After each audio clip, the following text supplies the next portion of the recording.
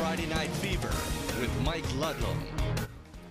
Good evening, everyone. A wild and crazy show behind the scenes. Let's see how good we can make it on camera. We'll start with boys basketball. Number one, Marquette against Menominee in the Big Five poll. Check out Devin Harris. Woohoo! That's the way to get on the scoreboard and the highlights. And Menominee is tied at 6. Next, Brad Brow dribbles, pulls up for Marquette, hits the long shot, and the Redmen have a 9-6 lead. Coach Pete Percolosi says, don't do that, or get over there, whatever. For Marquette, Brow, Andy Nyquist inside to Veas Grazoulis. He gains control with a couple of fenders and puts it up and in to give Marquette an 11-9 lead. Menominee counters, Harris to Ty Clausen. Nice looking jump shot here, knots the score at 11. Then off the inbound, it's Andy Nyquist to Larry Burnett. 2 of his 20, 17-14 Marquette. Time running out in the first. Harris, Adam Nolde for 3, his 3rd triple of the quarter. Tied the score at 17, but Marquette pulled away in the last 3 quarters to win 65-40. Also in the Great Northern Conference, Kingsford at Escanaba. Escanaba in the white. Chris Rose from the outside. That's good for 3, 15-6 Eskimos. For the Flivers, Lucas Jennings, the fast break, and that gets it to Austin Stankina for the hoop. Cole Tengestal will work inside for the Maize and Blue. Floats that one home, but Kingsford still trails by 10 at 20-10. Escanaba's Jake Rodman will jump this pass, and off the tip, he will intercept and score at the other end. Escanaba has a 26-15 lead. Brandon Robinette led all scores with 15. Here come a couple right here. Escanaba on the tip. Escanaba goes on to win 60-40. In the Mid-Peninsula Conference, Todd Kangas and his Manistee Emeralds looking for a win against Westwood. 4th quarter, Tanner Watson to Tyler Kangas. Westwood still had the lead at 31-23. For the Patriots, Trevor Burke, Luke Woods, Quinn Leroy drains the outside shot. Back the other way for the green and white, Dylan Strasser to Tony Floyd inside to Tanner Watson for the hoop. But not quite for the Emeralds. Close, but not quite. Westwood your winner, 41-37. On the board, Adam Mackey had 25 points. Jake DeGiorgio, 19 rebounds. Ironwood defeats Bayfield 70-56. Ishpeming 55, Iron Mountain 34. Jimmy Veeker pours in 23. Lance wins by 20, 58-38 over Hancock. Houghton 59, Ewan-Trail Creek 38. Paul Torla 20 points, 10 rebounds, and 6 helpers as Calumet easily gets past Jeffers 57-22. Republic Michigami downs Chancellor 59-46. Jordan Latendrus at 21 for the Panthers. Zach Owens 22 for the Vikings as Baraga defeats Dollar Bay 53-32. Waters Mead downs Wakefield Marinesco 64-59. 22 for the Cardinals, Kevin Lane. Ben Zielinski racks up 26, and Bessemer gets past Solon Springs 68-62. Meanwhile, in the Little 5 poll, number 1 North Central tied for 3rd, Forest Park. You knew this one would be a good one. Rob Granquist left the game early with an ankle injury. That's Trevor Eckberg to Caleb Martin for the easy 2. Next, Forest Park gets the outside shot to go. That would be Lee Graff. Forest Park leading 26-17. Jets respond. Eckberg driving, not quite. Travis Vincent there to clean it up. Trojans still lead at the break 28-24 to the 3rd. Vincent, Jason Whitens. Nothing but twine there. That ties the score at 28. On the other end, Daniel Nassarini puts the Trojans back in front by a bucket. Eckberg with the soft touch here knots the score 32. Nassarini makes sure his Trojans get back in the lead with his fadeaway jumper, but North Central roared back to take this one and stay undefeated 63-50. On the board, number 2, Munising, the Little 5 poll, easily gets past county rival Superior Central 77-39. Luke Manette has 21, Lake London Hubble 61, Ontonagon 23. Brad Cosley knocks down 26, Cedarville 73, Engadine 39. Deontay Blahnik 25 for the Wolves. Kearney Nato wins 79-40 over Mid-Peninsula.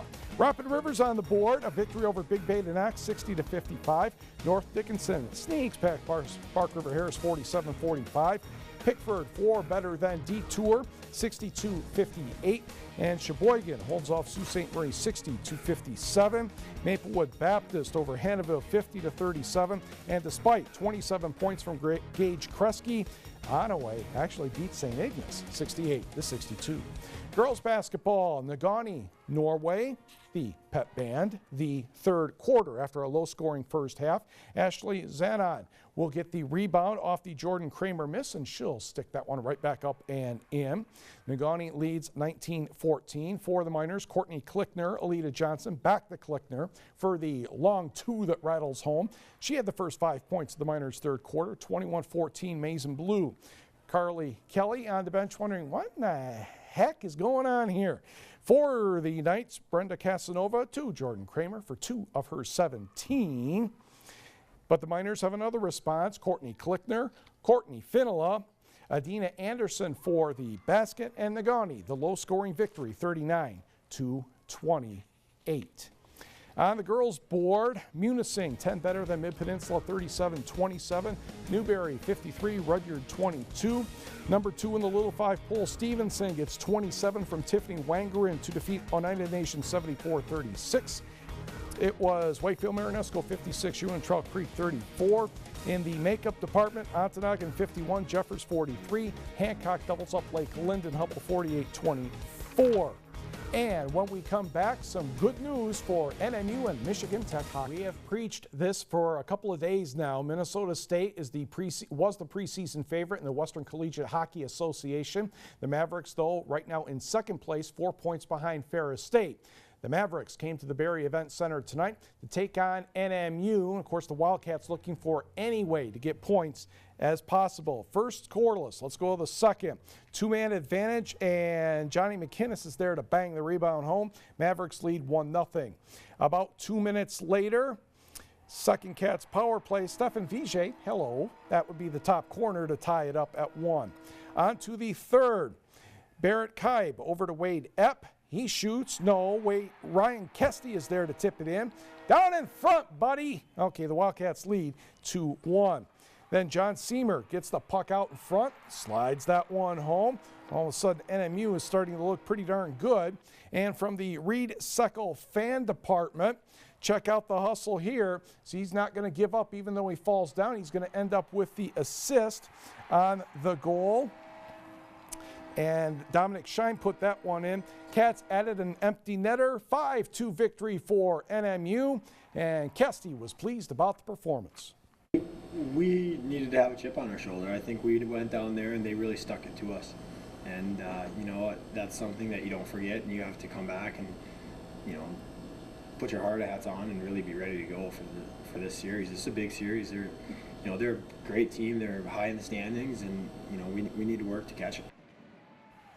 Same two teams go at it Saturday night. Face off 7:07 at the Barrie Event Center. There is your empty netter. On the hockey scoreboard, hey, if NMU's win was impressive, Michigan Tech's just as impressive as the Huskies defeat Bowling Green 5-2.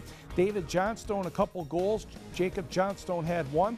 Hancock's Tanner Carroll made it 4-0 with his 10th of the year, and Malcolm Gould with his second of the campaign.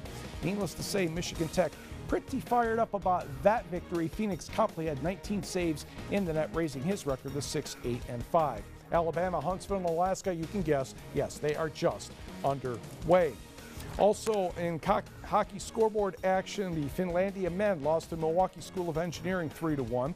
Minnesota junior hockey, Worcester ends up beating the Marquette Royals 5-4. And in high school hockey, oh boy, all kinds of fun at the Nagani Ice Arena, but Pinckney was the winner 9-6. And Jeffers in a makeup contest defeated Lance 4-1.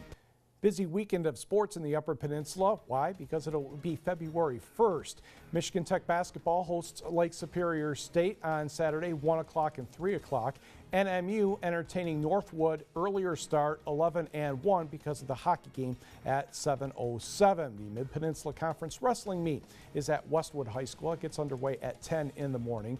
Outdoor activities include Tip-Up Town down in Sagola. There's ice climbing and Munising, all kinds of activities, and something called the Super Bowl on Sunday, number 48, as the Denver Broncos take on the Seattle Seahawks. That's all for this edition of Friday Night Fever. Thanks for tuning in. Have a great weekend.